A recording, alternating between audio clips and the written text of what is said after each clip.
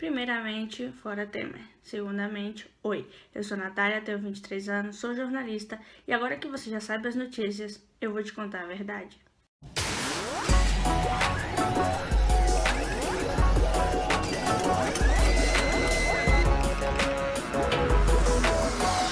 Em 2017 chegou, temos meme novo. Olha a marchineira! Ai, misericórdia! E agora? Eu tô presa! Chama minha mãe! Chama a mamãe! Kathleen! Vai! Temos presidente novo também nos Estados Unidos e com isso aumenta o nosso medo de que Jair Bolsonaro 2018. Que porra é essa? Então, no vídeo de hoje, eu vou dar minha humilde opinião de por que as pessoas acham que Jair Bolsonaro pode ser um candidato para 2018 e por que o Donald Trump está a 10 dias de assumir a cadeira da Casa Branca. Ok, temos a política, ela tem uma prática muito antiga. Tudo isso tá na história da herança do ser humano. Então a gente conhece política. Não adianta eu falar, política não tem nada a ver comigo, eu não gosto de política, porque você vive a política constantemente.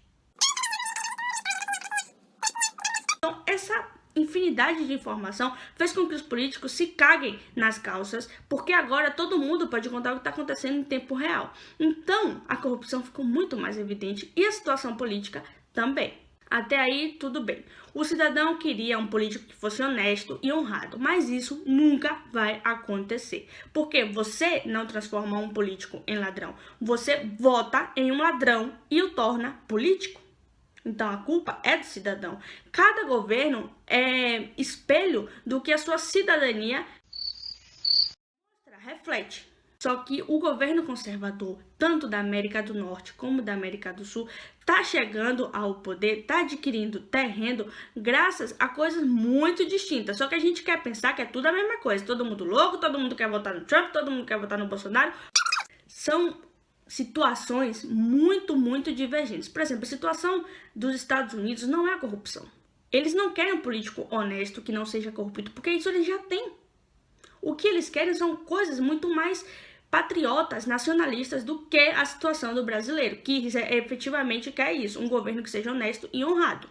O exército americano tem soldados espalhados por todo o mundo. E o que as famílias querem? Que esses soldados voltem para casa. Querem um governo que diga, não, acabou a guerra. Eles voltam para casa, a gente já ganhou. Também querem que os Estados Unidos volte a ser grande, não por causa do logotipo do Trump, mas porque a Europa está ganhando terreno, então os Estados Unidos perderam a supremacia que eles tinham antes, perderam todo esse poder de eu sou a maior nação, eu sou o mais forte. Então, ele precisa recuperar isso, precisa recuperar o respeito, precisa ser novamente aquela nação que todos temem, todos os países, né? Não só as pessoas. E também ele tem um pequeno detalhe da imigração, que não só afeta aos Estados Unidos, como também a Europa inteira. E isso está levando o povo, que é muito nacionalista, muito patriota, a se queixar. E é por isso que o Trump ganhou as eleições. Desde o ponto de vista de uma pessoa que mora fora do Brasil há 10 anos, eu acho que tenho a capacidade de poder opinar sobre isso. E é muito fácil de entender a aversão que os americanos e os europeus têm aos imigrantes. Porque o que acontece? Quando os imigrantes chegam no país, ele vem com a mentalidade de que precisa trabalhar. Ele precisa ganhar dinheiro de qualquer coisa. Então ele já perdeu tudo que ele tinha no país. Ele vem para cá para tentar a sorte. Então ele aceita trabalhos com condições muito precárias. Mas o nativo do país, ele não vai se limitar a isso. Ele não vai se submeter a aceitar condições precárias e um salário precário. Ele quer os direitos dele, porque ele conhece os direitos dele. Ele é um cidadão. Só que o imigrante está desesperado, então ele aceita. Aí o empresário tem na sua mão um imigrante que aceita trabalhar um monte de hora por um salário muito precário e um nativo que sabe dos direitos dele e não quer trabalhar esse tanto de hora por esse trabalho tão precário. Então o que ele vai fazer? Vai contratar o imigrante ou o nativo? Obviamente ele vai contratar o imigrante. Então o nativo vai olhar para você, coisa que já aconteceu comigo inúmeras vezes, e vai dizer que você vem para cá para roubar o emprego deles, o dinheiro deles, que eles ficam sem emprego graças a que os imigrantes são as pessoas que trabalham. Só que eles não entendem que são situações em que a culpa não é do imigrante, é do empresário que contrata o imigrante nessas condições. Em vez de pedir medidas igualitárias, o que eles querem é simplesmente expulsar os imigrantes. Porque, sim, as pessoas são tão estúpidas a esse ponto, a chegar a achar que esse é o problema. Só que elas não entendem que a política de imigração é justamente o que leva o produto interior bruto do país e a economia do país para cima. Porque a população está cada vez mais velha e tem menos jovens para trabalhar. Porque os jovens o que estão fazendo? Indo para outros países buscar a oportunidade. Porque aqui onde eles estão não dão trabalho. Porque você precisa de experiência, mas se você não tem trabalho, você nunca tem experiência. Então é aquele famoso problema da situação laboral do jovem. Aí a gente chega no Brasil, na hora de analisar a situação política e acaba desistindo da vida. O que está aumentando a extrema-direita no Brasil não é o fato de que a gente quer os nossos soldados de volta em casa e que o terrorismo está aí, ou que o mundo volte a temer o Brasil como grande potência. Porque, obviamente, nós nunca fomos nada, né? A gente só foi ali pro povo pegar e fazer o que quiser. Brasil é um dos lugares do mundo no qual você pode comprar uma coisa, tipo, parcelada em 24, 36 vezes, nas vezes que você quiser, e ainda assim você ter. No Brasil, é o único lugar que, se for na favela, as pessoas têm um celular muito melhor do que outros que moram num palácio, praticamente. Isso acontece porque o brasileiro tem essa mania de ostentar, de querer mostrar sempre aquilo que ele não é. Tipo, no final do ano, você pode não ter o que comer na mesa, mas você precisa ter uma roupa nova. Você pode não ter dinheiro para pagar e você parcela para poder obter aquele celular do momento, aquele tênis do momento, aquela festa, ir para aquele bloco de carnaval. Qualquer coisa que seja sinônimo de você ostentar, de você ter uma boa vida, mas nunca, sob hipótese alguma, ele vai reconhecer que não tem dinheiro. E esse problema está levando o quê? A que as pessoas que são de uma classe social um pouco limitada apoiarem a extrema-direita ou apoiarem justamente os movimentos que vão contra as necessidades dessas pessoas. Então a gente se pergunta, por que pessoas que, mulheres, pobres, homossexuais, apoiam o Bolsonaro? Por que as pessoas fazem isso? Porque elas não querem reconhecer a situação delas. Ninguém quer reconhecer que é oprimido. Todo mundo quer oprimir. Então, desde esse ponto de vista, nós não somos iguais aos Estados Unidos. Não somos iguais aos Estados Unidos em nada. Mas o que choca realmente, analisando toda a situação política, é descobrir a verdade. E a verdade é que o grande problema do brasileiro é que ele odeia pobre. E de certa forma, também parece que o brasileiro odeia ser brasileiro. Tirando a Copa do Mundo e os Jogos Olímpicos, parece que o patriotismo da gente está lá no chão, entendeu? Para pisar. Por quê? Porque o brasileiro prefere exaltar o europeu, prefere exaltar o americano, do que exaltar a si mesmo, do que exaltar os próprios indígenas, que são seus. Os negros, que são a herança dos escravos que deixaram no Brasil. Preferem tudo isso a assumir seu papel como cidadão brasileiro, como cidadão latino-americano. O brasileiro não se considera latino pelo fato de que fomos colonizados pelos portugueses. Devolvam o nosso ouro. Então, eles acham assim, os portugueses nos colonizaram, então eu não sou latino, porque eles foram colonizados pelos espanhóis. Então, quando o Trump fala, latinos não, a gente pode ir lá todo fim de semana em Miami, dar aquele rolê, entendeu? Não, gente, não, somos latinos, pertencemos à América Latina, somos latino-americanos, como dizem por lá para os nossos vizinhos. Então, o brasileiro pensa assim, eu odeio pobre, eu odeio ser brasileiro, o que eu tô fazendo aqui? Então aí surge uma pessoa assim no meio de todo mundo que te diz que vai acabar com o negro, pobre e vai limitar as mulheres de falar. E aí o cidadão brasileiro, como eu já dito, que não quer nunca dizer que é oprimido, dizer que ele é pobre, ele vai apoiar, porque ele vai dizer que sim, que ele não tá nesse meio, tem que limpar mesmo, bandido bom é bandido morto.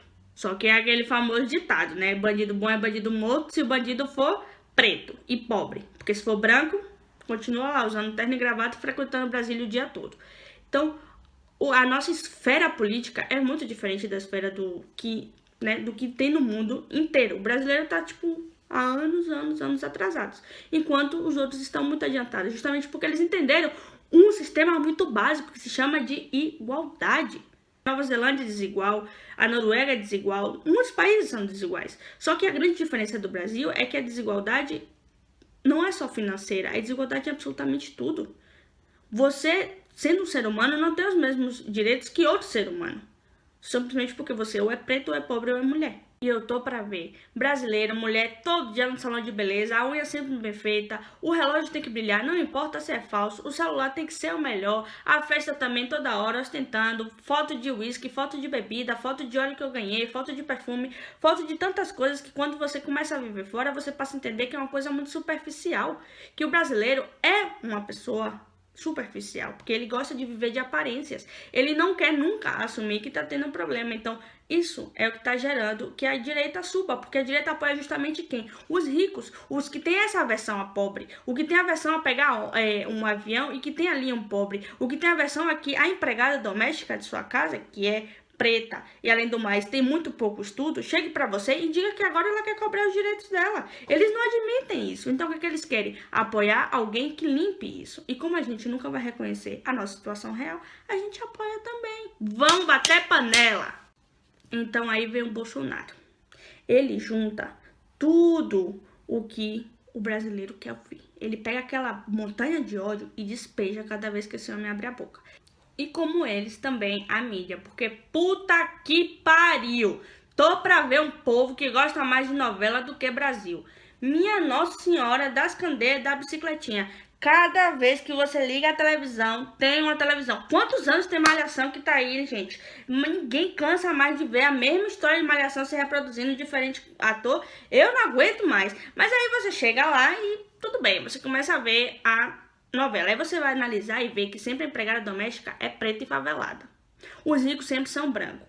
Os casais sempre são homem, mulher, branco e branco. Porque preto e branco não rola.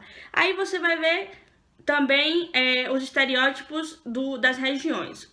O baiano sempre tá com menos roupa possível e falando aquelas coisas de meu rei e bem forçado. Uma coisa que não tem nada a ver com a gente lá. Se você for alguma vez em Salvador, você vai perceber.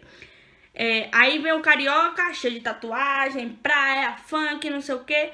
E o que fala errado sempre é da roça. Porque roça não é civilizada. Roça não é civilizada. Índio não sabe falar. Índio vive o dia todo peladão, aí vendo. E não exalta as nossas raízes verdadeiras. Então, a gente tá comendo isso todo santo dia, esse monte de novela, e depois querem dizer que há uma sociedade e que nessa sociedade habita uma família tradicional brasileira. Aí você tenta quebrar um desses estereótipos, um desses tópicos, e revoluciona o mundo. Surpreende, ofende a sensibilidade da família tradicional brasileira. Todo mundo vai lá na frente, leva a mão e faz textão para falar as coisas, porque as pessoas não estão acostumadas a ver nada que seja diferente. Então aí você quer fazer uma propaganda, você quer involucrar, né, botar as pessoas aí unidas, mostrar a diversidade que existe no país e já vem o povo te criticar. Se você quer botar um casal homossexual em uma propaganda da Boticário, a galera deixa de usar Boticário. Se você quer exaltar a mulher, porque a mulher também bebe cerveja, sabia? Mulher, menino, nem te conto. Mulher bebe cerveja. E aí fica aquele negócio de mulher objeto, mulher não sei o que, criança estuprada coletivamente, a culpa é dela, menina só porque tem filho, a culpa é dela. Aí tem uma foto de um pai, compartilhe porque esse homem está cuidando do filho dele sozinho. Um amém por Jesus que lavou o pé de seus discípulos e que tal. Jesus também andava com puta. Jesus, se um gay aparecesse, se Jesus descesse agora aqui, minha filha, para olhar para todos vocês, ia cruzar as mãos, quer dizer que as madame não tá aplicando amor ao próximo, só aplica amor a quem você quer. E aí, Jesus ia ter um treco, ia dizer, me crucifica, pai, porque eu não aguento mais a sociedade. Ninguém aguenta mais a sociedade. E o brasileiro continua entrando no mesmo erro de sempre, gente. A gente humilhou os escravos, humilhou os índios, e agora tá humilhando a si mesmo com essa situação política que tá acontecendo. Tudo porque ninguém quer reconhecer essa situação. Ninguém quer reconhecer que precisa da ajuda de um governo e que a obrigação de um governo é ajudar seu povo. Porque, como dizia o maravilhoso V de Vingança, o governo deve temer seu povo, não o povo deve temer o governo. E agora tem as histórias das facções, tem a decadência da pobreza no Brasil. Estamos regredindo na história depois de tanta luta que conseguimos. A Mata Atlântica, por fim, está começando a crescer aos pouquinhos. Pra quê? Pra ver um filho da puta cortar. Não, você não pode dizer isso. Eu posso sim. Graças a que o presidente ilegítimo tá vindo aí pra poder liberar. Você quer o que você quer? Toma. Ele tá aí, tipo, dando tudo. E ele quer dizer pra gente que tem que congelar os gastos, que já congelou por 20 anos, gastando 300 mil em pão. Por que ele não pega esses bando de pão, em vez de encher o bucho dele e do rabo da mulher dele e do filho dele, que já tem não sei quantos mil patrimônios e a criança não sabe nem escrever o nome dela direito, entendeu? E dá pros pobres. Por quê? Sabe por quê? Porque o povo não quer que morra de fome. Quer tirar a escola para que você não aprenda a escrever, para que você não tenha oportunidade. Quer tirar o FIES, quer tirar todas essas ajudas da universidade para que o preto não esteja sentado na sala de aula com o branco. Querem destruir o Bolsa Família e todas as ajudas possíveis que estão, porque o pobre tem que morrer, tem que exterminar. Só pode existir branco e rico. E mulher só se é calada, bela, recatada e do lar. E aí, se não fosse suficiente toda essa treta, a gente vem pedindo a volta da extrema-direita.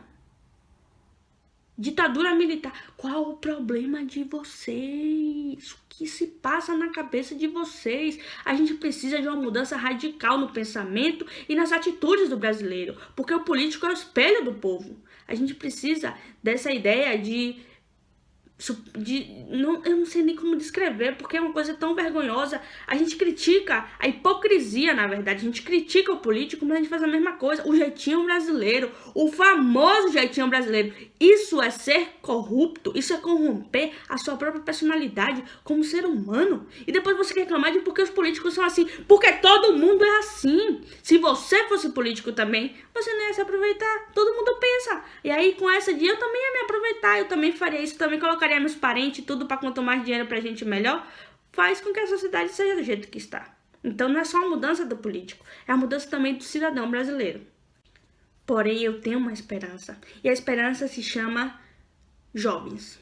Eu realmente confio nos jovens brasileiros, e nos jovens do mundo todo, mas principalmente nos brasileiros, porque estamos aí com esse desejo de falar, de se comunicar. Existem redes sociais, existe a internet ilimitada que é uma vitória, a gente tem que ver essas mínimas vitórias. O governo recuou quando queriam tirar a internet ilimitada. Por que eles querem tirar a internet ilimitada? Porque dessa forma nós não podemos mais reclamar, o pobre não pode mais divulgar a situação precária que ele tem, você não vai ter conhecimento na sua casa se algo acontecer comigo aqui e for uma situação bem precária. Então, tudo isso faz com que eles queiram manipular a liberdade de expressão das pessoas, mas os jovens não estão dispostos a isso. Então as ocupações estão aí, está aí o desejo do jovem de se comunicar, de publicar coisas na rede, de lutar. Então essa é a nossa esperança.